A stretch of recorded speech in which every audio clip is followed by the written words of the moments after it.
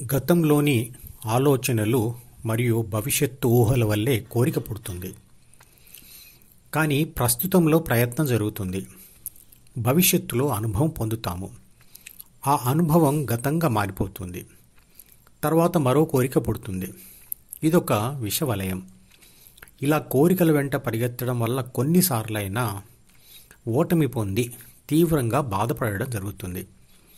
తీరిన కోరికలు కూడా తాత్కాలికమైనవే కదా.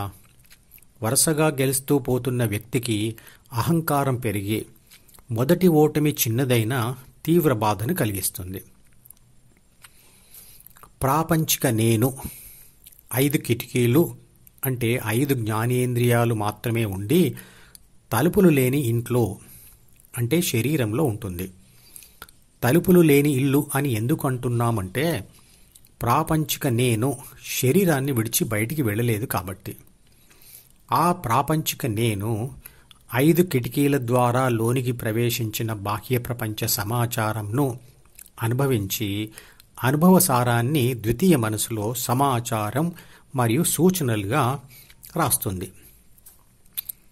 ఆ ప్రాపంచిక నేను తర్వాత మనసు మీద ఫోకస్ చేయకపోతే అంటే ధ్యాస పెట్టకపోతే కోరిక కలగదు, ప్రయత్నము జరగదు, అనుభవము ఉండదు, ఓటమి ఉండదు, బాధ ఉండదు. ఇదే భగవద్గీత సారాంశం. బుద్ధుని అనుభవ సారాంశం కూడా ఇదే. టెక్నాలజీతో అనుభవాల సంఖ్య పెరుగుతుంది. పూర్వంలో ఫోన్ లేదు, టీవీ లేదు, సినిమా లేదు, కారు లేదు. అవి ఇప్పుడు ఉన్నాయి కాబట్టి ఆ అనుభవాల కోసం, వాటిని పొందడం కోసం డబ్బు కావాలి. దాని కోసం పరిగెడతాం. దొరికితే శారీరక సుఖం పెరిగి మానసిక శాంతి తగ్గుతుంది. అదే దొరకకపోతే శారీరక సుఖం రాకపోగా ఉన్న ప్రశాంతత కూడా పోతుంది. వస్తువులే కాదు, కోరుకున్న గుర్తింపు, ప్రేమ దొరకకున్న బాధే. అంటే మన సంతోషాన్ని మనమే చుట్టూ ఉన్న మనుషుల, వస్తువుల చేతిలో పెడుతున్నాం. ప్రతి వస్తువు సుఖాన్ని ఇస్తూ మన సమయాన్ని తన మెయింటెనెన్స్ అంటే నిర్వహణ కోసం మన నుండి లాక్కుంటుంది. కారు మొదట మనను మోసుకుంటూ వెళ్తుంది. కానీ తర్వాత రిపేర్కి వస్తే మనం దాన్ని మోసుకుంటూ వెళ్ళాలి.